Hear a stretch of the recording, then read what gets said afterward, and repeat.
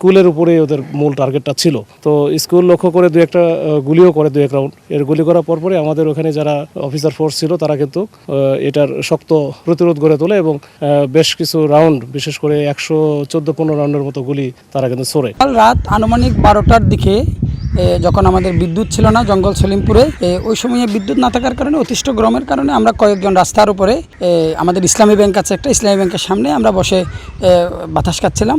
এই মুহূর্তে দেখলাম যে 2টি ড্রাম ট্রাক এই মুখী হয়ে আমাদের পাতুরিগোনা আলীনগর থেকে গিয়ে আমাদের ইসলামী ব্যাংকের সামনে 2টি ড্রাম ট্রাক থেকে বালির মতো কি যেন অন্ধকারের মধ্যে খেয়াল করতে পারলাম না, 2টা ট্রাক থেকে ওখানে ফেললো। এরপরে দেখলাম যে আমরা প্রথমে মনে করেছিলাম যে আমাদের মাননীয় স্বরাষ্ট্রমন্ত্রী মহোদয় আগামী 31 তারিখ আসতেছে, হয়তো প্রশাসনের পক্ষ থেকে যেহেতু এই রাস্তাগুলা খানাগন্ধক ভরাট করছে কিনা আমরা ওটা খুশি হলাম। কিন্তু পরক্ষণেই দেখলাম যে গাড়িগুলার গতি, এই যে নামিয়ে দেওয়ার পরে এমন স্পিডে গাড়িগুলো এদিকে ফেরত আসলো, তখন এটাতে আমাদের সন্দেহ হলো।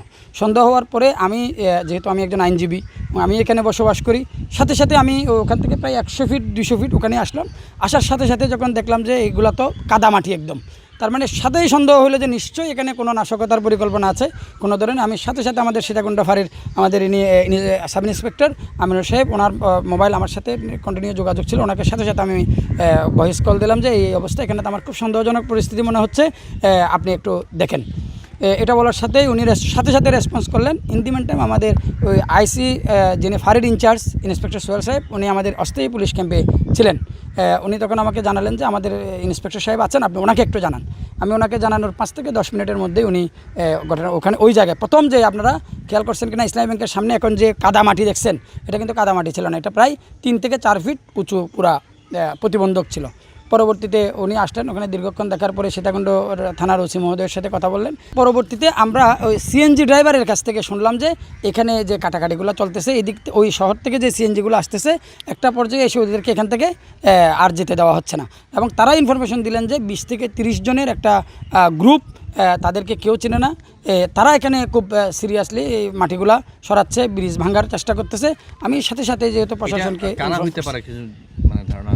আমরা যেটা ধারণা করতেছি, এখানে যে 9 মার্চের পরে যে সন্ত্রাসীগুলো এখনও পর্যন্ত এখানে গা ঢাকা দিয়ে আছে, তাদের এই কাজ, যেহেতু আমাদের গণপ্রজাতন্ত্রী বাংলাদেশ সরকারের মাননীয় স্বরাষ্ট্রমন্ত্রী মহোদয় আগামী 31 তারিখ আসবেন, আমি এখনও মনে করি পেশিবাদের একটা পক্ষ এবং সরকার বিরোধী একটা ষড়যন্ত্রকারী আমাদের সরকারের দুর্নাম করার জন্য জঙ্গল সলিমপুরের শান্ত মানুষদেরকে সরকারের কাছে এবং প্রশাসনের কাছে সন্ত্রাসী এবং খারাপ হিসেবে পরিচয় দেওয়ার জন্য এই কাজটা তারা পরিকল্পিতভাবে করেছে। সংঘবদ্ধভাবে প্রায় 200-300 লোক সশস্ত্রভাবে রামদা, দেশীয় অস্ত্র এবং AK-47 রাইফেল এই ধরনের অস্ত্র নিয়ে তারা এই ক্যাম্পের উপরে হামলা করে। আমাদের লোকজনকে যখন ফায়ারিং করে এঙ্গেজ করে রেখেছে, ওই সময় তারা ওই পাশের ভাঙচুরগুলো করেছে। এখানে এসে আমরা পুরো এলাকা তল্লাশি করছি, এখনো অভিযান চলমান রয়েছে। বেশ কিছু আসামি আমরা গ্রেপ্তার করেছি, তাদেরকে জিজ্ঞাসাবাদ চলছে। তো জিজ্ঞাসাবাদ শেষে হয়তো আমরা বিস্তারিত জানাতে পারবো যে কতজন গ্রেপ্তার হয়েছে। গতকাল রাত্রে, বেশ মধ্যরাতের দিকে আমরা যখন খবর পেলাম যে এরকম এই জঙ্গল সলিমপুরে ঢোকার যে রাস্তা, এই রাস্তাটা, এই রাস্তার বিভিন্ন জায়গায় তারা কাটতেছে যেন কোনো যানবাহন চলাচল না করতে পারে। তো তখনই আমরা সবাইকে অ্যালার্ট করি। তো এরপরে আমাদের যে নতুন একটা এখানে ক্যাম্প হচ্ছিল অস্থায়ীভাবে, তো ক্যাম্পের যে ওয়ালটা ছিল, এদের মূল টার্গেটে ছিল ক্যাম্পটা ভেঙে ফেলা আর কি। ক্যাম্পের ওইখানে তো আমাদের ফোর্স থাকে না, ফোর্স ওঠে নাই, এখন তো আছে আলীনগর স্কুলে। তো ওইটা ভাঙার জন্য তারা টার্গেট করেছে যে আলীনগর স্কুলে যেহেতু পুলিশ, র্যাব, RRF, APBN-এর ফোর্স একসাথে আছে প্রায় 150-র উপরে। তো এই ফোর্স যেন বের হতে না পারে বা বের হয়ে গিয়ে ওখানে প্রোটেকশন না দিতে পারে, এই জন্য তারা এটা অ্যাটাক করেছে। তো ওইখানে যে আমাদের ফোর্স যারা ছিল তারা সবাই অত্যন্ত সাহসিকতার সাথে তাদের প্রতিরোধ করেছে এবং তারা কিন্তু ওখান থেকে সরে যেতে বাধ্য হয়েছে আর কি একটা পর্যায়ে। এবং তাদের যে ভ্যাকুম মেশিন, তারপরে এক্সকাভেটর, তারপরে ওই যে ড্রাম ট্রাক বা এই টাইপের যেগুলো নিয়ে আসছিল, আমরা 2টা মোটরসাইকেল রেখে কিন্তু তারা পালাইছে। এর মধ্যে আমরাও তো চলে আসছি বাইরে থেকে, অতিরিক্ত ফোর্স নিয়ে র্যাব আসছে। তো এগুলো আমরা সব জব্দ করেছি যেগুলো তারা রেখে গেছে। আবার ওই সময়ে প্রায় 114-15 রাউন্ডের মতো আমরা গুলিও ছোড়া লাগছে। তো এখন পরিস্থিতি, মানে এখন বলতে ভোর থেকেই, ওই যে 5টার পর থেকেই, 4টা 4:30টার পর থেকে এটা আসলে পরিস্থিতি একেবারে স্বাভাবিক।